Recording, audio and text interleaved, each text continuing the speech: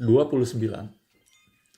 Gunakan layanan antar jemput untuk membuang barang. Mengemas dan mengirim barang yang berhasil dilelang bisa jadi merepotkan. Namun ada cara yang lebih mudah. Cobalah menggunakan jasa antar jemput barang. Meski uang yang Anda dapatkan mungkin tidak sebesar dibandingkan dengan melelangnya, jasa seperti ini sangat memudahkan. Pembeli datang ke rumah untuk mengambil barang dan kita bahkan tak usah repot-repot membungkusnya. Saya sering menggunakan takakureru.com. Melalui situs ini, kita bisa menjual bermacam-macam barang. Tentunya masih ada pilihan lain, tergantung lokasi Anda.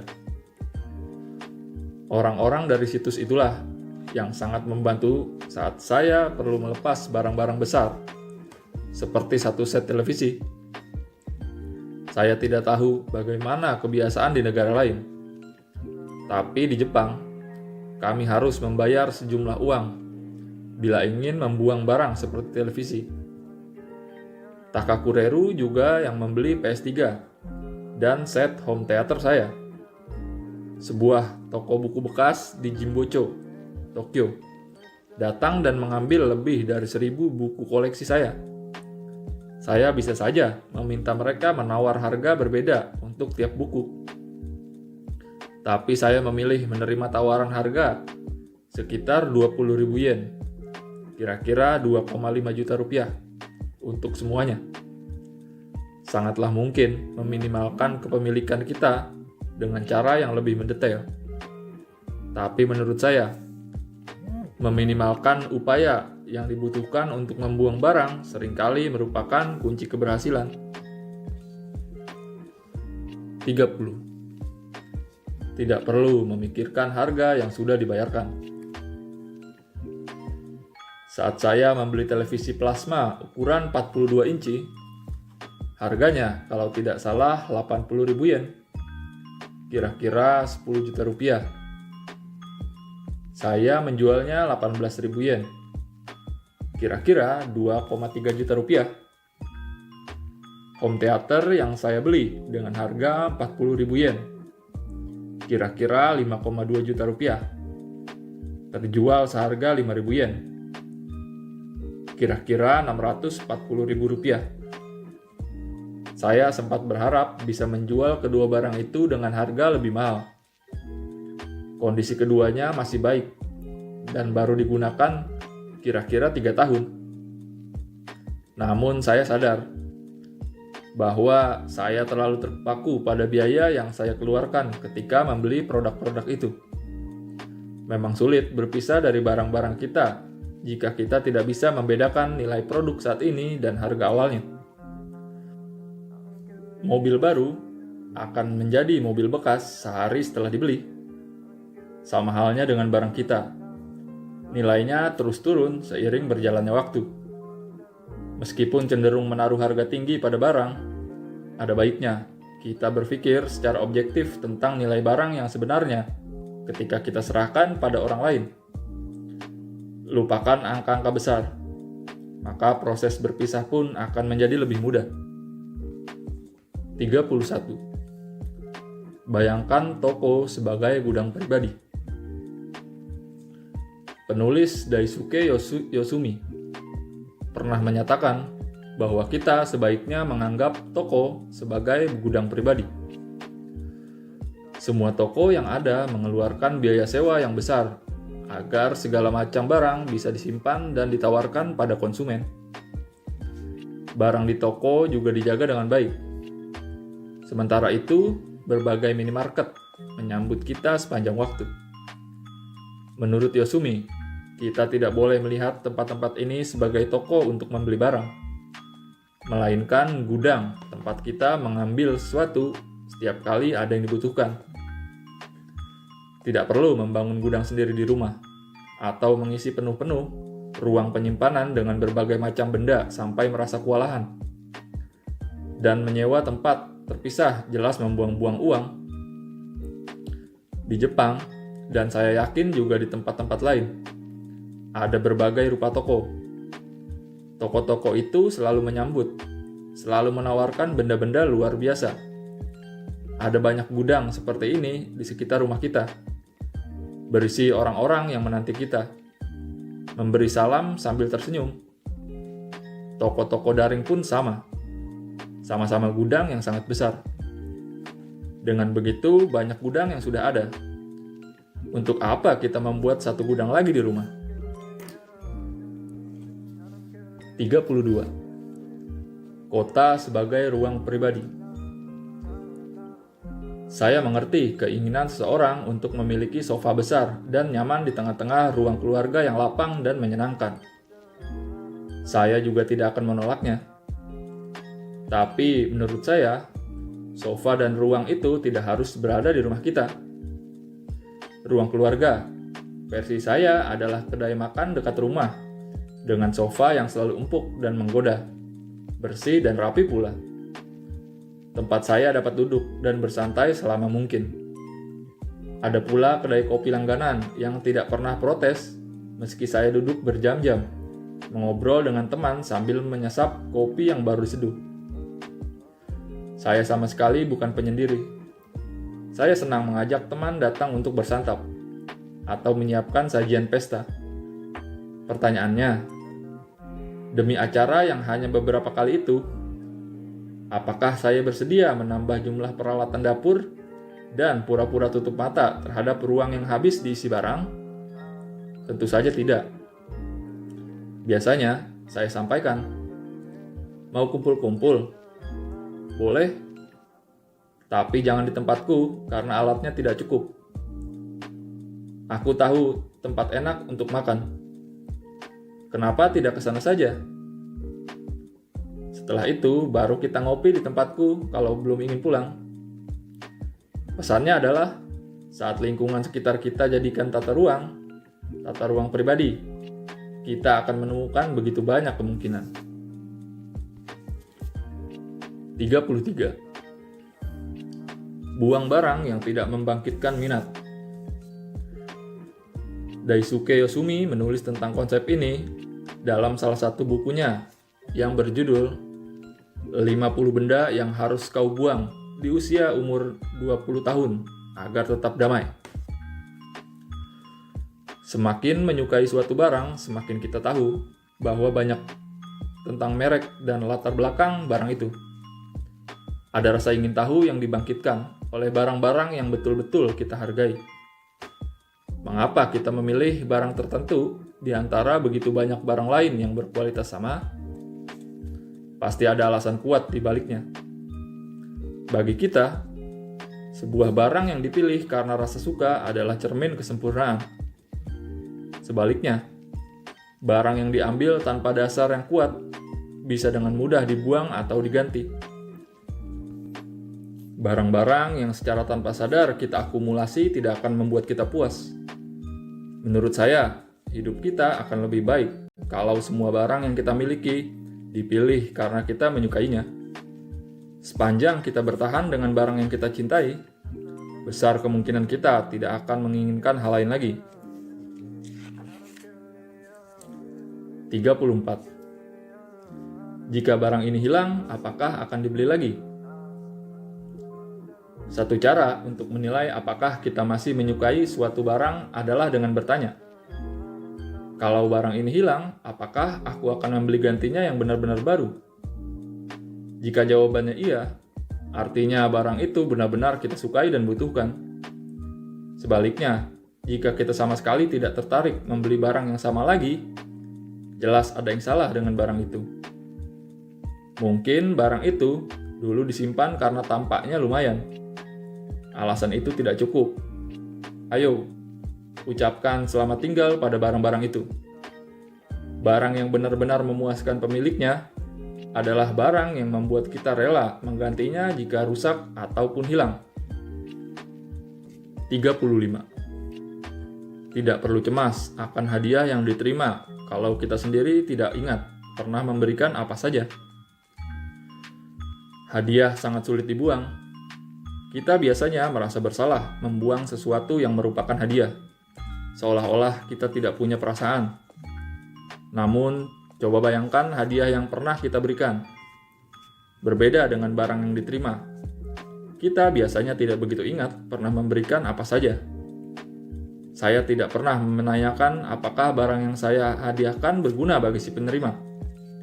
Dan kalaupun tidak, saya harap mereka tidak akan sungkan membuangnya. Saya tidak mau hadiah saya justru memakan ruang di rumah orang lain.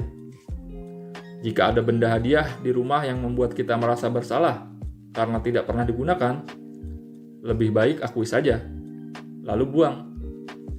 Bila si pemberi kesal karena kita membuang hadiahnya, artinya orang itu tidak mementingkan hubungan kita dengannya di masa sekarang. Artinya, mungkin saja kita sebetulnya perlu menjaga jarak dengan orang itu.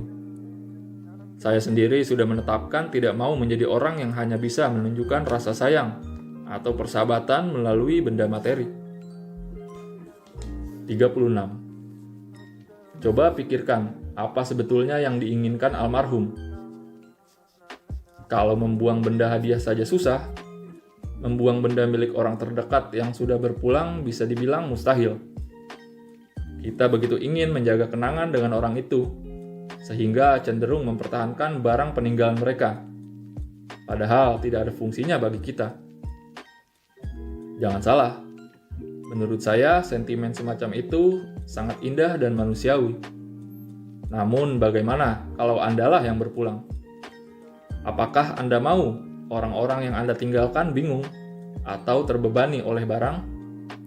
Tidakkah Anda ingin mereka hidup tenang dan tentram tanpa harus memikirkan masalah benda?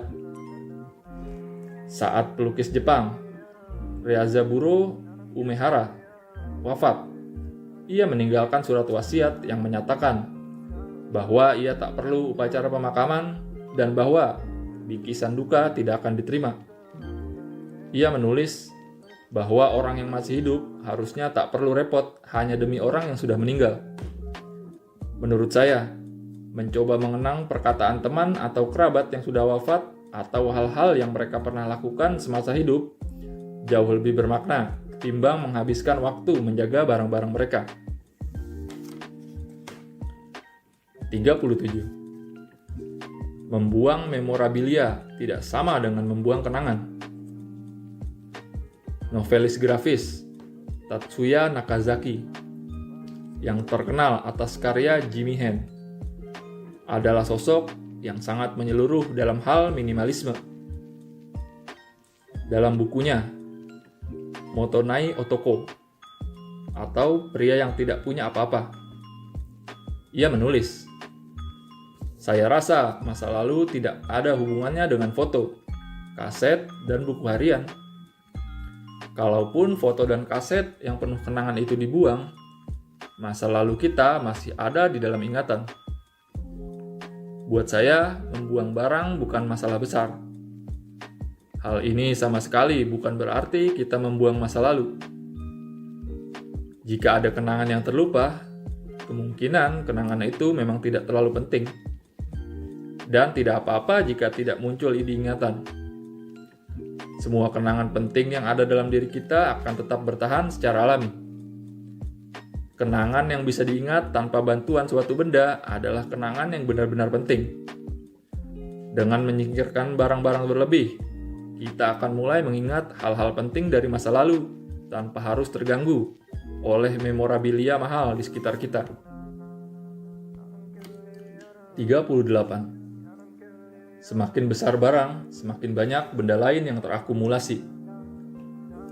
Katakanlah kita menambah ponsel pintar di rumah dari 1 menjadi 2. Yang perlu disadari adalah tindakan ini tidak semata menambah jumlah ponsel, tapi juga pelindung ponsel baru, lapisan pelindung layar baru, pengisi baterai baru, pelindung kabel earphone dan tali baru.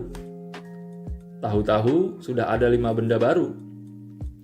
Barang memang cenderung membawa barang-barang lain. Itu baru ponsel. Jika kita membeli komputer, benda ekstra yang harus dibeli luar biasa banyak. Meja baru, mesin cetak, mesin pindai, USB, hard drive eksternal, peranti lunak, perlengkapan pembersih komputer, dan lain-lain.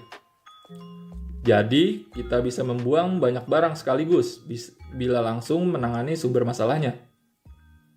Saat dulu menjual televisi, saya juga melepaskan PS3, hard drive untuk menyimpan data, dan home theater yang tersambung ke televisi. Semua kabel dan adaptor, termasuk colokan, juga hilang. Bila kita cukup berani menangani benda-benda besar, hasilnya pun akan sangat memuaskan. 39. Rumah bukan museum.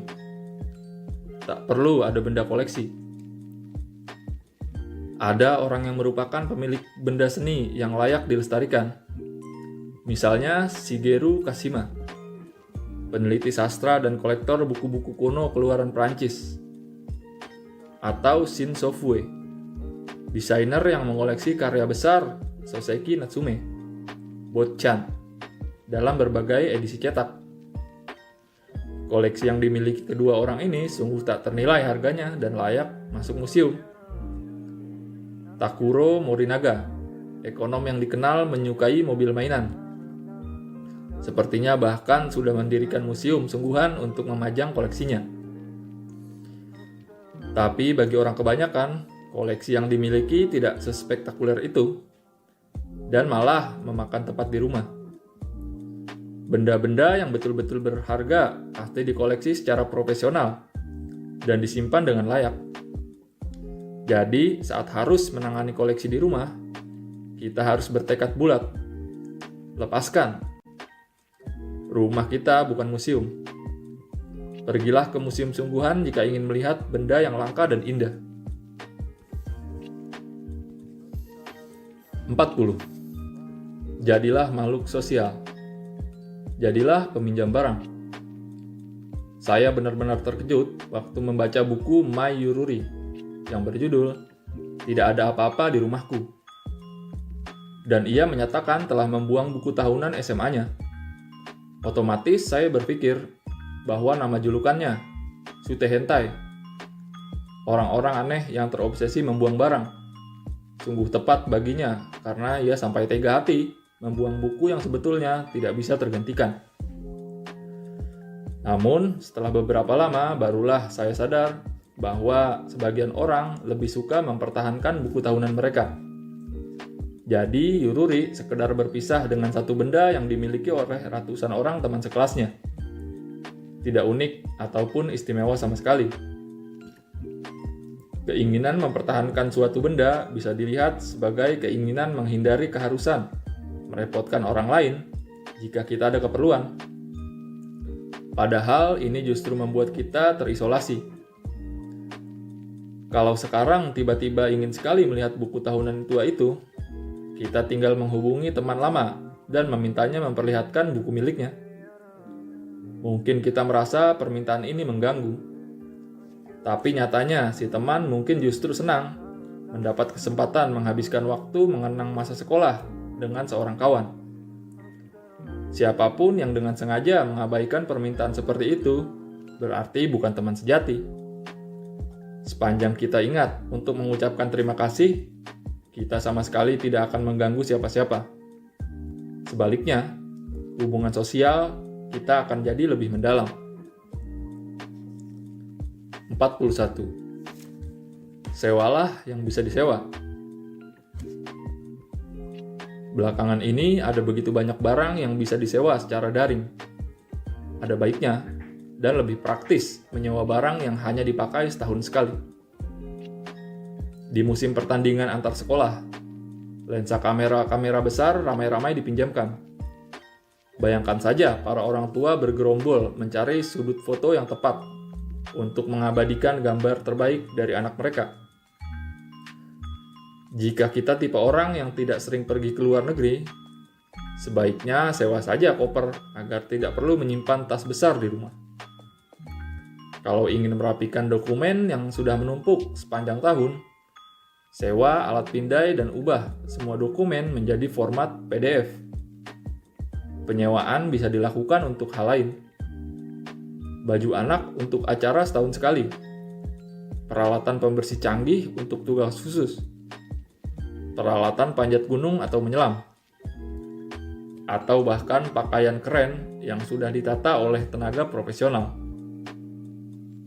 Dan mengapa kita tidak menyewa barang sebelum memutuskan membelinya? Kalau memang kita suka sekali dan tergila-gila pada barang itu, dibandingkan kerepotan memelihara barang, menyewa adalah cara yang sangat praktis dan terjangkau. 42. Media sosial untuk meningkatkan motivasi menjadi seorang minimalis. Salah satu trik orang yang sedang diet adalah memberitahu semua orang mengenai program dietnya.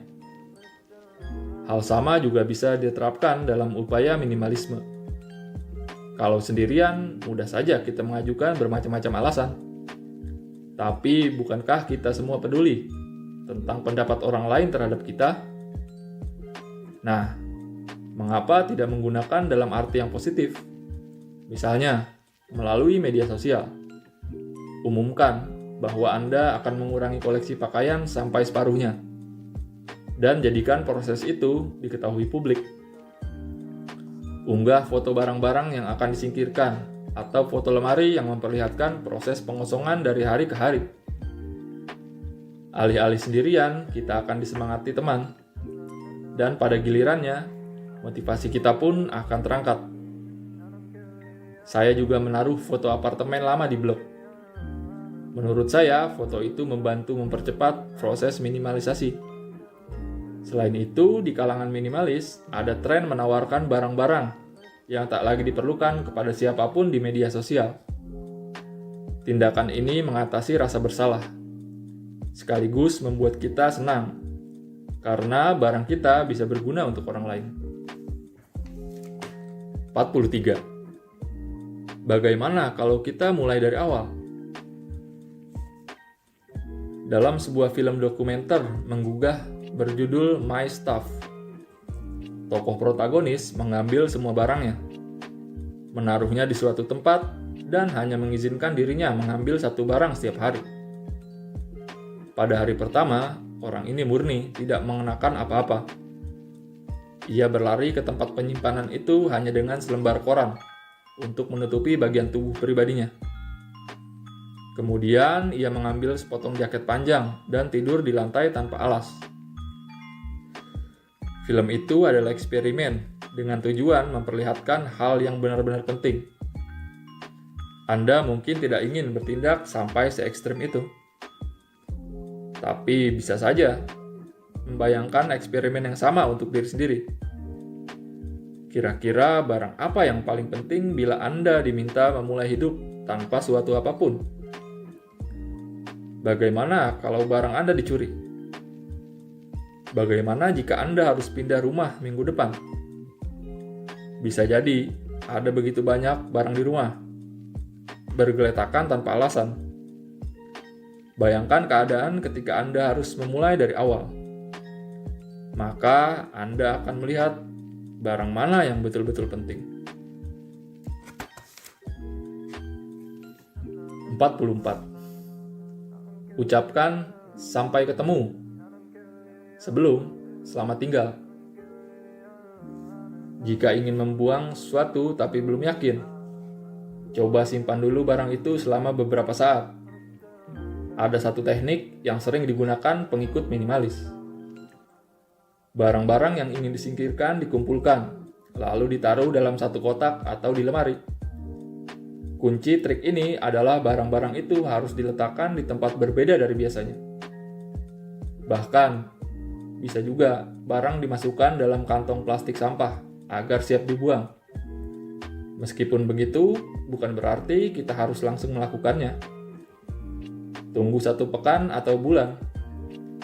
Lamanya waktu bergantung pada jenis barang. Jika tidak ada kendala ketika berkegiatan tanpanya, berarti barang itu sebetulnya tidak diperlukan. Bila selama waktu tenggang muncul kebutuhan untuk menggunakan barang tersebut, barang itu tak perlu dibuang. Cara ini ibarat mengucapkan sampai ketemu, menciptakan jarak antara kita dan barang, sehingga kita bisa berpikir lebih baik tentang makna barang itu. Lucu ya, Ternyata hubungan kita dengan benda bisa menyerupai hubungan kita dengan manusia. 45. Buang barang yang menimbulkan kebisingan visual. Di rumah saya, semua barang berwarna putih, beige, abu-abu, dan warna kayu, sehingga enak dipandang dan harmonis. Keseimbangan ini tentu terganggu jika saya membawa pulang barang berwarna neon menyala atau warna dasar tapi terlalu pekat dan mencolok. Botol cairan pemutih misalnya. Mungkin bertutup merah muda terang dengan badan botol berwarna hijau mint. Perlengkapan pembersih rumah memang seringkali berwarna mencolok. Barangkali untuk mengingatkan pengguna akan potensi bahayanya.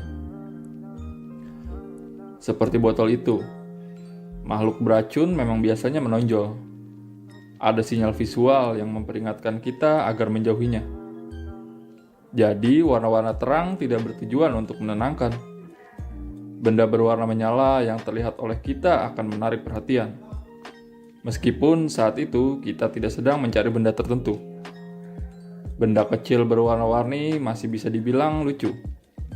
Tapi barang besar akan membuat kita lelah secara visual. Lalu bosan. Dan sebaliknya, mata kita tidak akan cepat lelah melihat barang yang nyaman dipandang. Dan barang itu pun akan bisa digunakan untuk waktu yang lebih lama. 46. Satu masuk, satu keluar. Inilah prinsip emas minimalisasi. Sebelum membeli satu barang, buang dulu satu barang lama. Menjalani proses minimalisasi bukan berarti kita tidak akan membutuhkan barang baru. Kita bisa mulai dengan membuang 2 atau 3 barang setiap kali akan membeli. Nanti setelah berhasil hanya memiliki barang-barang pokok, barulah kita menerapkan aturan satu masuk, satu keluar dengan tegas. Dalam hal pakaian, tentukanlah jumlah gantungan baju di lemari agar prinsip ini bisa diteruskan. Dengan begitu, kita tidak bisa menambah koleksi baju karena kita tidak punya tempat dan alat untuk menyimpan baju baru. Untuk diperhatikan, prinsip satu masuk, satu keluar hanya berlaku untuk barang-barang sejenis. Jaket, misalnya.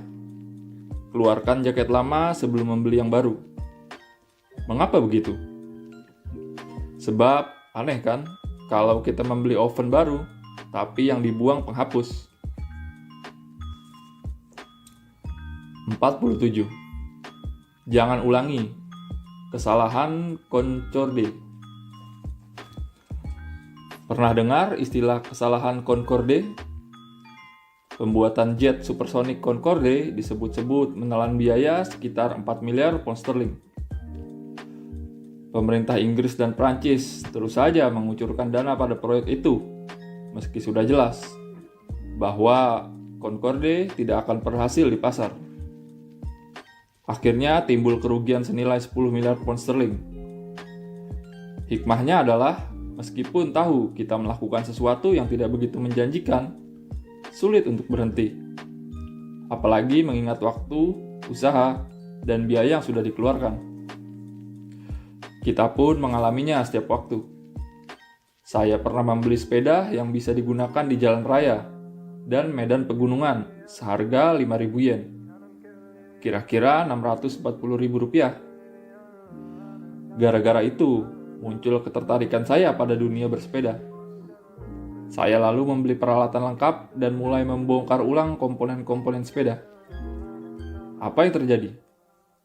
Saya memikirkan nilai 650.000 rupiah di awal dan berkata pada diri sendiri, apalah bedanya 1,3 juta rupiah lagi? Toh sudah bayar begitu murah di awal. Akhirnya saya menghabiskan uang 10 kali lebih banyak dari pembelian pertama. Hal sama terjadi saat kita membeli paket tambahan atau upgrade permainan di ponsel. Kadang kita tak tahu caranya berhenti, lalu menghabiskan terlalu banyak uang dan waktu. Berhati-hatilah pada hal-hal yang bisa menjebak kita, seperti kesalahan Concorde. 48. Cepat mengakui kesalahan agar kita bisa terus bertumbuh. Kejadian berikut pasti pernah dialami semua orang. Berbelanja, menemukan pakaian yang pas di toko, pulang, mengenakan pakaian itu beberapa kali, lalu tidak pernah mengeluarkannya lagi dari lemari. Tapi kita belum mendapatkan manfaat sepadan dari biaya baju itu, sehingga enggan menyingkirkannya. Atau kita bahkan tidak berpikir ingin membuangnya, kan masih baru. Lalu mengapa kesalahan berbelanja ini terus terjadi? Mungkin kita sebetulnya tidak terlalu menyukai baju itu, tapi pramuniaganya sangat ramah. Atau ukurannya tidak terlalu pas, tapi kita pernah melihat orang lain mengenakan baju serupa dan penampilannya luar biasa. Mungkin juga harganya sangat murah, jadi bisa dibeli tanpa perlu pikir panjang. Jadi tanda-tanda kekeliruan sebetulnya sudah ada, tapi kita abaikan demi keuntungan sesaat. Saya sendiri masih melakukan kesalahan semacam ini. Jika ini terjadi, cara terbaik untuk mengatasinya adalah menyingkirkan barang itu secepat mungkin. Menghabiskan terlalu banyak waktu bersama barang yang mengingatkan kita pada kegagalan tidaklah sehat. Untuk itu, akui bahwa ada kesalahan lalu berbelajarlah dari pengalaman itu, agar lain kali bisa membuat pilihan yang lebih pintar. 49. Berpikirlah bahwa membeli adalah menyewa. Seorang teman membeli begitu banyak pakaian, tapi selalu menyimpan tanda merek setiap baju dalam satu tas. Ia mengenakan baju-baju itu selama satu musim, lalu menjualnya di acara lelang. Tak lupa, ia menyertakan tanda merek yang ia simpan. Dengan begitu, ia bisa menjual dengan harga tinggi. Kadang-kadang bahkan lebih mahal dari harga belinya. Katanya ia menganggap bajunya disewa dari toko, sehingga saat tiba waktunya untuk mengembalikan, ia pun menjualnya ke orang lain. Menurut saya, ide ini menarik. Kalau pakaian yang dibeli dianggap barang sewaan, kita bisa memperlakukannya dengan lebih hati-hati. Setelahnya, kita bisa mendaur ulang baju dalam kondisi yang lebih baik, tanpa baju itu terbuang sia-sia.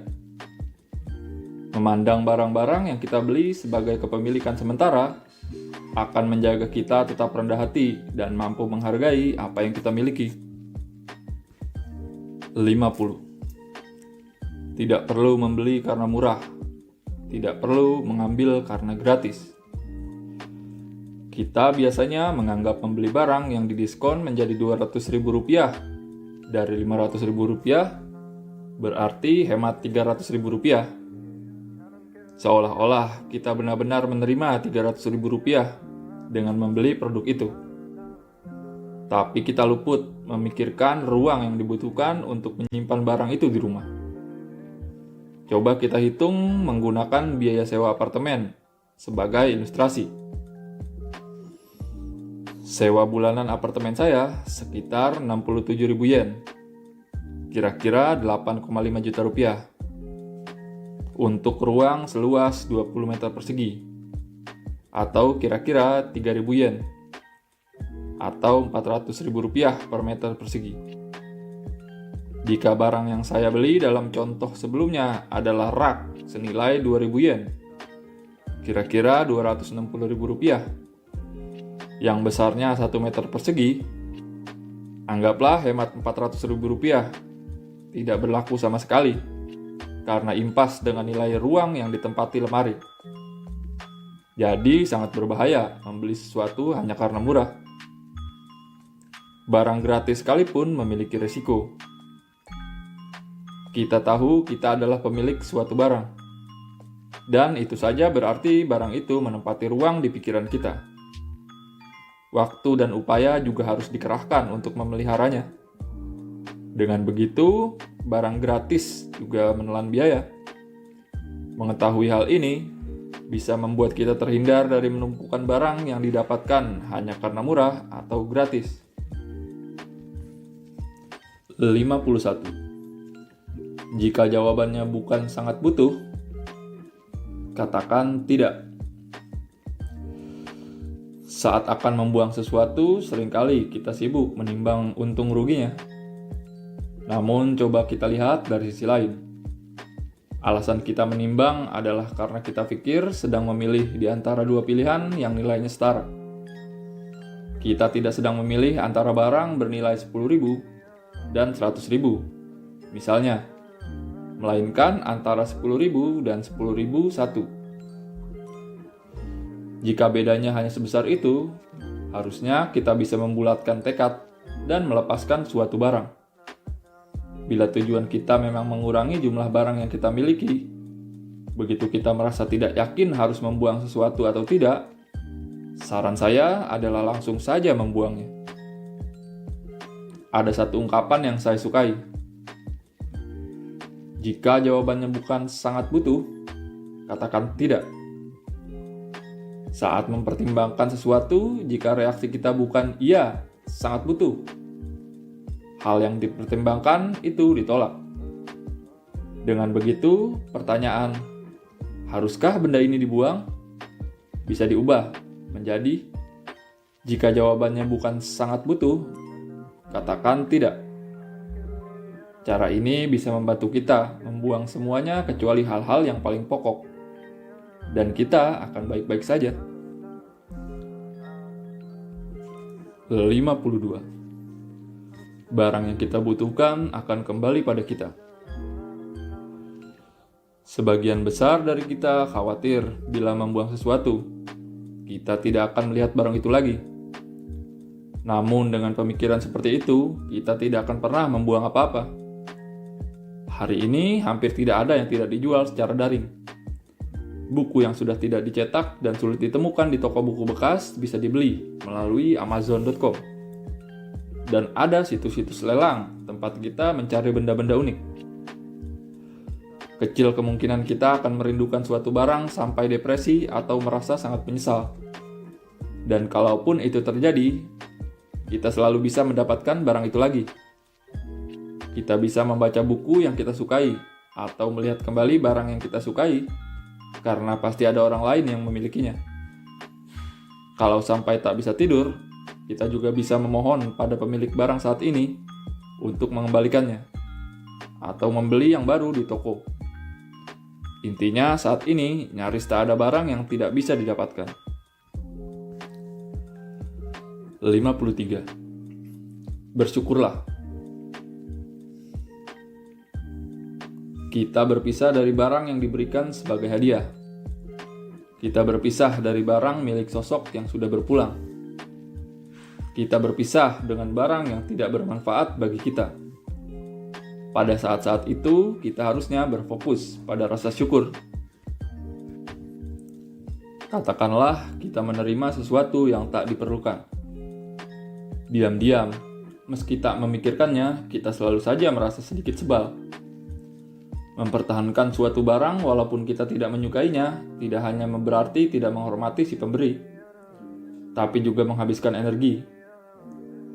Menurut saya, jauh lebih indah untuk berfokus pada rasa syukur terhadap si pemberi saat kita mengucapkan selamat tinggal kepada barang pemberiannya. Rasa apresiasi itu akan tinggal dan terukir di hati kita, bahkan setelah barang itu tidak ada, dan rasa itulah yang sangat penting. 54. Membuang barang bisa dianggap mubazir. Namun, mubazir merupakan rasa bersalah yang membuat kita menahan barang. Saya setuju bahwa membuang barang yang masih bisa digunakan adalah bentuk kemubaziran. Saya juga tidak suka sembarang membuang barang. Dan setiap kali membuang, saya berusaha melakukannya dengan hati-hati agar bisa dimanfaatkan oleh orang lain. Kemubaziran yang sesungguhnya tidak terletak pada barang, melainkan kerugian psikologis yang terakumulasi akibat mempertahankan barang yang tidak kita gunakan atau perlukan. Setiap kali melihat hadiah atau benda yang kita beli teronggok begitu saja, kita merasa bersalah. Barang itu mungkin masih bermanfaat dan akan sia-sia kalau disingkirkan. Padahal, mempertahankan barang itu sama dengan menjamin kita akan terus merasa seperti itu hari ini, besok, dan selamanya. Bagi saya, itulah yang disebut mubazir. 55. Barang yang dilepaskan adalah barang yang akan diingat selamanya. Saya sudah memindai setiap surat yang pernah saya terima dan membuang surat aslinya. Di antara sekian banyak surat, ada satu yang tidak akan pernah bisa saya lupakan. Surat itu adalah panduan rute kereta yang dituliskan ibu saya dengan tangan. Sewaktu berkuliah di salah satu universitas di Tokyo, saya harus meninggalkan rumah di prefektur Kagawa. Surat dari ibu memberitahukan kereta mana yang harus saya naiki begitu tiba di bandara Haneda, agar saya bisa menaiki monorel, lalu jalur Yamanote. Setelah itu Seibu Shinjuku, dan seterusnya. Orientasi arah saya tidak begitu baik, dan saat itu belum ada ponsel pintar. Entah bagaimana perasaan ibu menyaksikan saya pergi menuju Tokyo. Saya sempat melupakan surat itu. Surat itu terkubur di bawah gundukan surat lain yang saya simpan. Saat sedang berbenah, barulah saya sadar betapa berharganya surat itu. Kita tahu bahwa membuang barang tidak sama dengan membuang kenangan. Malah, sejujurnya, melepaskan sesuatu justru memastikan suatu kenangan akan tetap bersama kita selamanya.